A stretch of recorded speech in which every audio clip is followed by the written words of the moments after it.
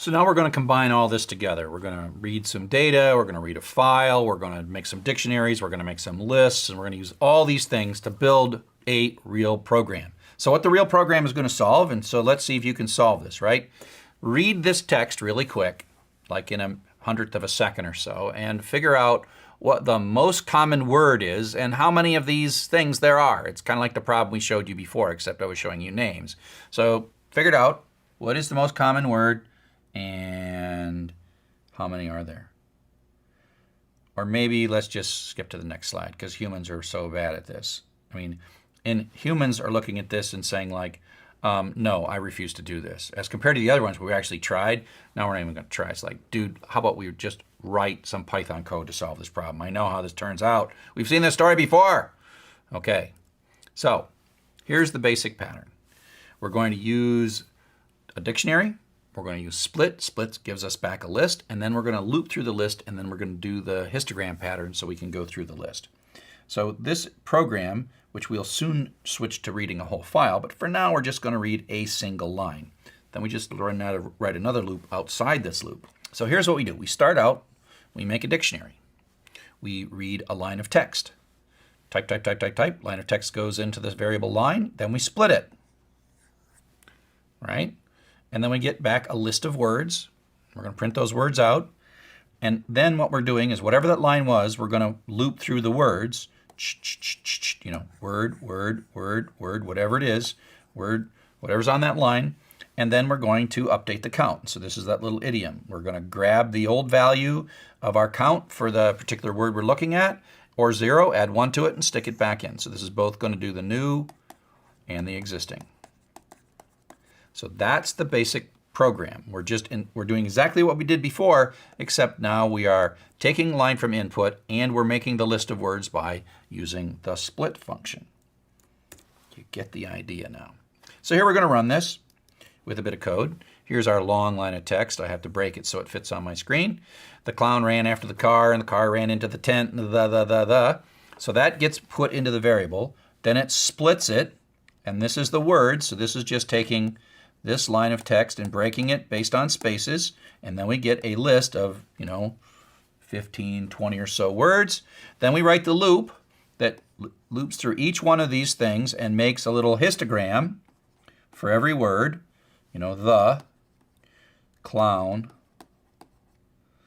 ran, then it's after, and then the gets another one because we hit the, and then the car gets another one, and we see these things and these grow up, and that's what we're doing down here when there's no output. We could put output there, but it wouldn't fit on my screen.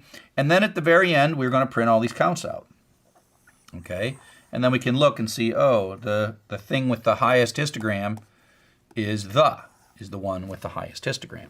So that's how that code ultimately runs, right? So if we look through it again, we make a dictionary. We take this line of text and we put it into this variable. Then we split it into words.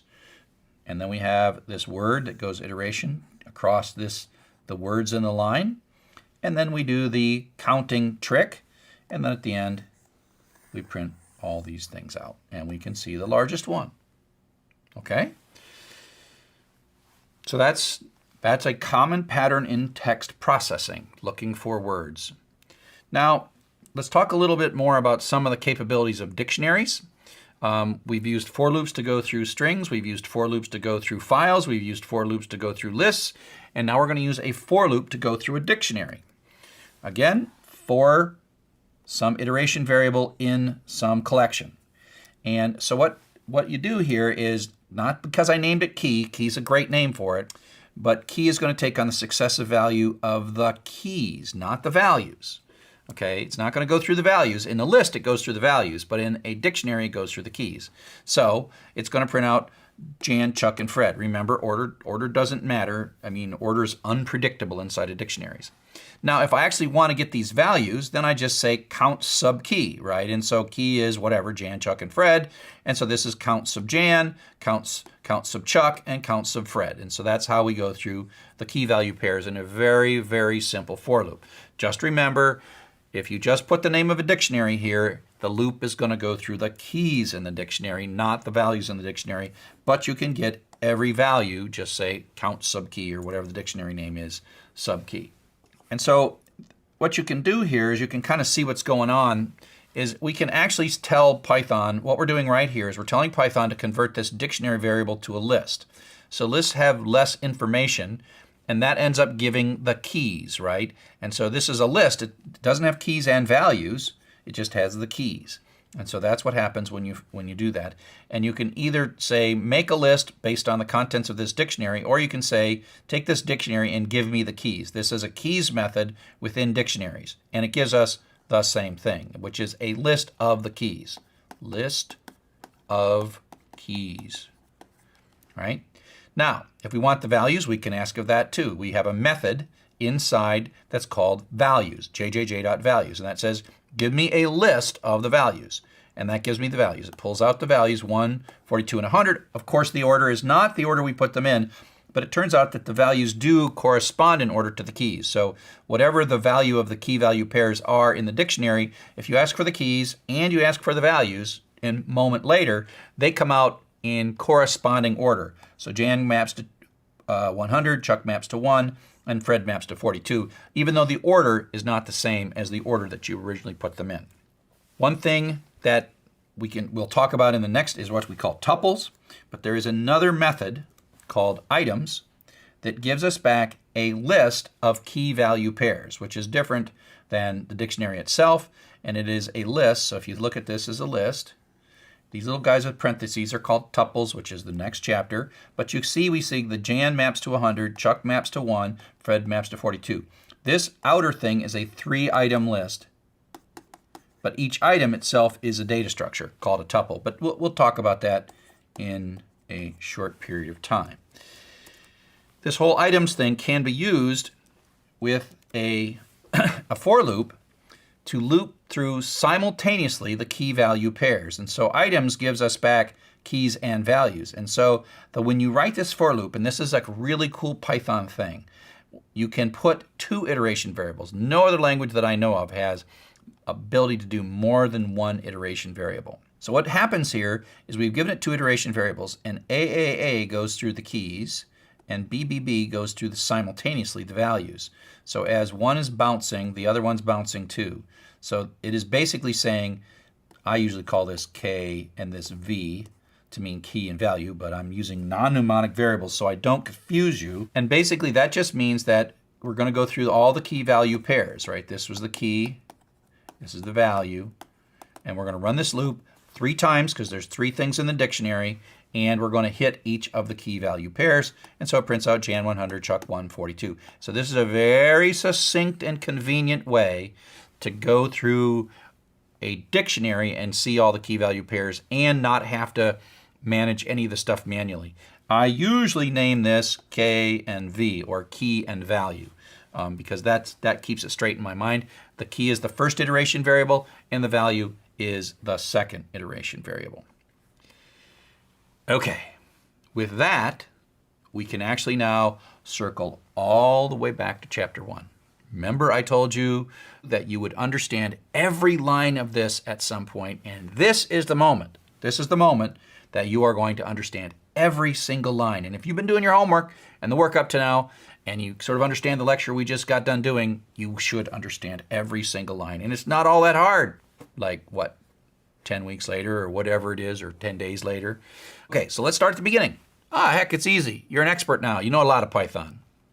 You know 9.5 chapters of Python. So what do we do first? We put out a prompt. So it puts out a prompt. We get a file name. Words.txt ends up in name. We open it. We get a file handle, right? We're going to make a dictionary, a histogram pattern. So we're going to create an empty dictionary. We're going to have this line variable that's going to iterate through all the lines in the file. So this is going to run once for every line in the file.